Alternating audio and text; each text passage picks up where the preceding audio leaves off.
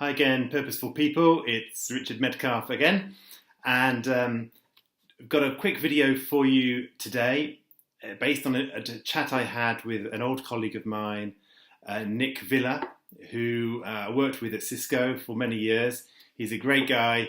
He's just made a transition from Cisco into IBM, where he's working on some pretty amazing things around intelligent learning and Internet of Things.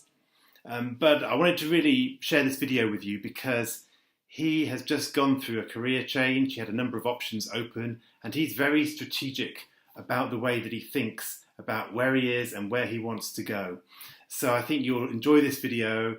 Nic's an extremely experienced guy. He makes some great points, and I hope that you will benefit from it as much as I did having the conversation. So let the cameras roll. Here's the video with Nic Villa. Okay, so Nic, as I know, recently you left your job of many years at Cisco, and you had to make a change, had to make a choice. And I know that when we talked, you said you had a whole number of different options open to you at that time. Can you just explain kind of what the main choices were and how you were thinking about which way to go? Yes, I had actually three directions in mind. One was to stay in a large corporate IT environment and drive change with a big machine behind me, right? Similar to Cisco. The second one was to go and work with a customer, with a client, and basically help them transform. Mm-hmm. And the third was to do something completely radically different, which was to join a social enterprise or something like that. Okay, so you had stay in the kind of corporate world, doing something fairly similar, I guess, to what you were doing, change roles somewhat, second option, kind of working for somebody else in the business, a customer more than a provider of technology. And then you had the more NGO, non-profit, whatever, some other kind of organization. Yeah. So those are quite different. How did you think about that? Yeah, the same. Interesting, first of all, is when I was going through this decision last September, I was invited to go and present to a group of researchers and students and professors at the Vrije Universiteit in Amsterdam. Mm-hmm. I know this is a long time, and they wanted me to go and talk to them about the last 20 years on the internet and the next 20 years. And there were like almost 50 people. So at the end of my speech, I basically left a blank slide. And I said, I've been talking to you now I need your help. And I showed the three options that I had. And I had spoken about those things throughout the whole speech. And then I asked them to vote. What should I do? When I say corporate job, a couple of people raised their hands and said, you'll be successful in the corporate job. You'll be driving it with a big machinery. One person told me politics. Nobody told me work with a client. And then almost the whole room stood up and said, you should be joining a social enterprise. Okay. And I asked them why. And then this old woman stands up in the middle of the audience and said, because when you spoke about that, your eyes were blinking, right? So my eyes are still blinking, but I think I need an intermediate step. Okay. Getting to what I consider a school, which is IBM, right? Much more complex, much more thorough, much more structured, so on. And learning the whole cognitive piece before I make the jump. The next internet is going to be, to what I'm being trained here about cognitive. Yes. And I want to learn the piece, the whole Watson piece.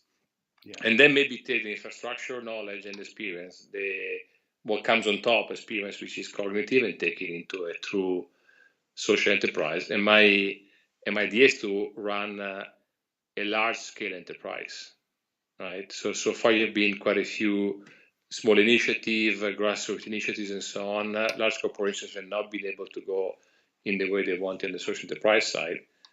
And maybe the project will be to set up something large scale and really massive. Yeah. Okay.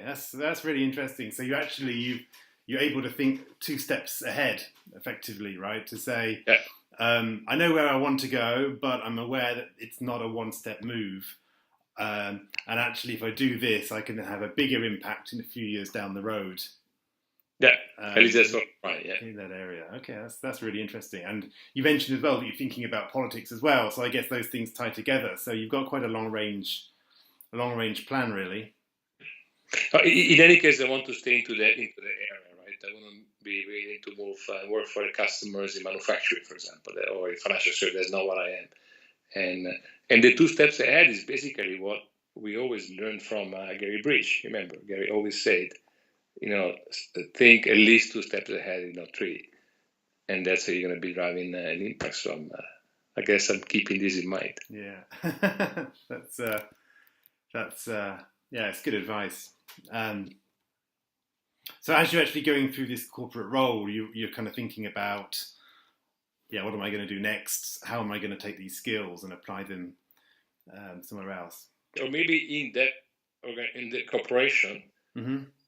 If I find the right spot for that, right? So in many ways, the fantastic thing about Cisco is that we've always been able to reinvent ourselves every 3 or 4 years by thinking about an idea and bringing it to the company almost always, if the day was good talking. NIBSG was the perfect cradle for that, right? You would come back and they would say, yes, let's invest and let's develop this. Yes. And I'm starting to figure out how IBM works and acts in similar ways. So in many ways, it's the idea in the project, and then you shop for an environment that can host the project. Right. And if a large corporation can make it, yes. Otherwise, you go and build up your own corporation as sort of a social enterprise. So it's almost like step 1 is think about what you want to change and transform. And step 2 is basically shop for a boss and for some funds and for an environment that help you do it. Yeah, absolutely. When we first talked, I think on your very first email, you said that the starting point for you was really about changing the world and leaving a legacy. So I just kind of wondered how you see that. What does changing the world and leaving a legacy mean? What comes to your mind when you say that? What's under that for you? It can mean different things for different people. It's to me, it's truly a picture. I'm a visual mind. It's basically me at 80, 85, sitting up with my kids and my grandkids and telling them what I did.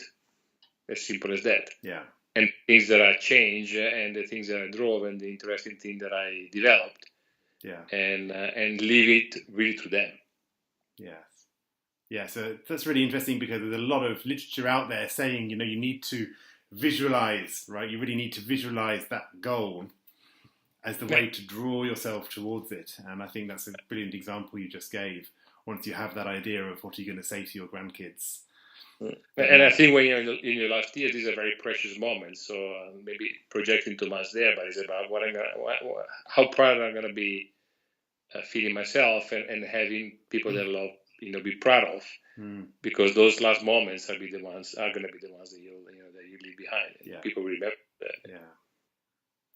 So what advice would you give to somebody, there's plenty of people who are in a corporate job, big corporation, and they might be pretty good, a lot of experience or skills, but they might be feeling a bit, is this really meaningful? Am I making an impact? Should I go and, quit and join a non-profit or something to find some more meaning to what I'm doing? I'm lost in this big organization. What advice would you give to somebody who's kind of feeling a bit, a bit searching for meaning in that corporate world? Well, there's a number of things. At least I keep in mind myself. One is, as you say, always think 2 or 3 steps ahead, right? If you think 1 step ahead, you're probably going to make a mistake and you're going to end up unhappy. The second piece, is advice that Scott Purposeful, our friend, always gave me, and he basically said, your career and your working life is a marathon. So don't rush and expect everything to happen now. You're going to have up and downs and be patient and so on. And the third thing is again, as I say, is build your project and what you want to change, and then look for a house.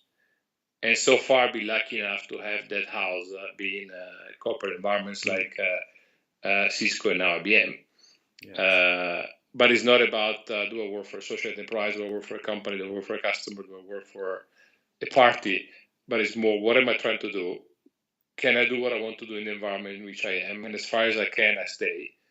And I will always only do the jump at the moment that I figure out that I need a better cradle for what I want to do. Yeah, that's really good advice. So think multiple steps ahead, treat it as a marathon and not a sprint, and then find your project first, and then look for the right incubator, the right cradle context for that. Yeah, that's good advice. Thank you. That's cool. Well, thanks, Nic. That's really, I think, really helpful and practical advice from somebody who's really doing it. It's really great to hear what you're up to. Thanks to you, Richard. Yeah. Thanks. Take care. Thank you.